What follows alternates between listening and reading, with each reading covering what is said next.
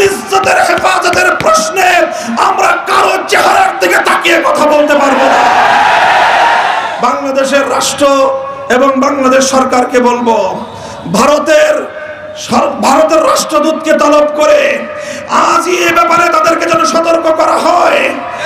যদি সেই ব্যাপারে তারা পদক্ষেপ গ্রহণ না করে, বাংলাদেশের রাষ্ট্রের পক্ষ থেকে সরকার যেন যথোপযুক্ত ব্যবস্থা গ্রহণ করে।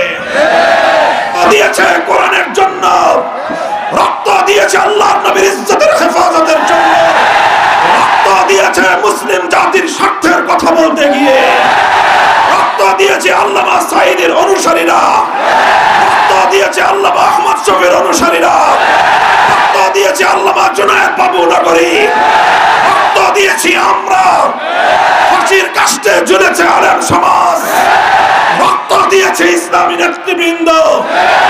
প্রতীক দেখেছেন ভারতের মুম্বাইতে আমাদের পেয়ারা নবী মুহাম্মদুর রাসূলুল্লাহ সাল্লাল্লাহু আলাইহি ওয়াসাল্লামের বিরুদ্ধে জঘন্য কটূক্তি করা হয়েছে। ভারতের রাষ্ট্র এবং তার স্বরাষ্ট্রমন্ত্রী অমিত শাহ সেটাকে প্রমোট করেছে। আল্লাহর পয়গম্বরের ইজ্জতের বিরুদ্ধে যারা কথা বলেছে তাদেরকে প্রোটেকশন করার এবং তাদেরকে সমর্থন করে সে বক্তব্য দিয়েছে। আমরা পরিষ্কার ভাষায় বলি, আমার নবী বিশ্ব মানবতার নবী। আমার নবী শুধু আরবের নবী নয়, তিনি ভারতের নবী, তিনি বাংলাদেশের নবী। আমার নবীর ইজ্জতের হেফাজতের প্রশ্নে আমরা কারো চেহারার দিকে তাকিয়ে কথা বলতে পারবো না। বাংলাদেশের রাষ্ট্র এবং বাংলাদেশ সরকারকে বলবো, ভারতের রাষ্ট্রদূতকে তলব করে আজই এ ব্যাপারে তাদেরকে যেন সতর্ক করা হয়।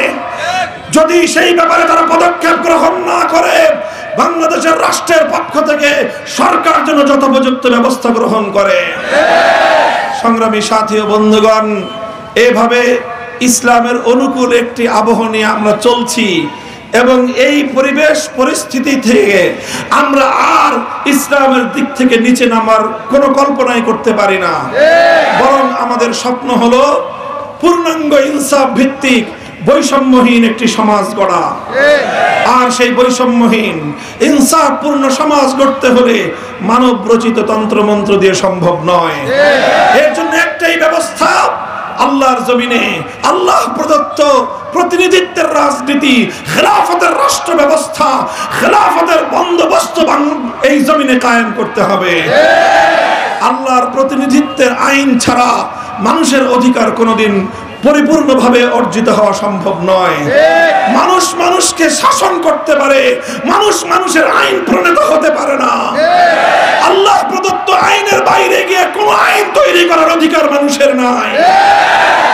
কাজেই সেই খেলাফতের রাজনীতির দিকে সকলকে আহ্বান জানাই।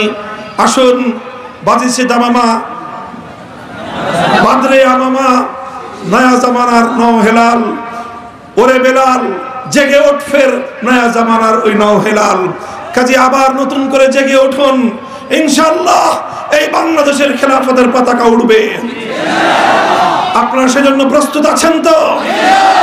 প্রতিটি ইউনিয়নে, ওয়ার্ডে ওয়ার্ডে, থানায়, উপজেলায়, প্রত্যেকটি পাড়ায় পাড়ায় খেলাফতের দুর্গ গড়ে তুলতে হবে।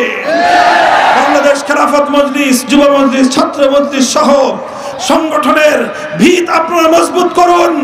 আমরা প্রস্তুতি নিচ্ছি, ইনশাআল্লাহ এই পৃথিবীর বুক থেকে খেলাফতকে ধ্বংস করার 100 বছর পূর্ণ হয়েছে।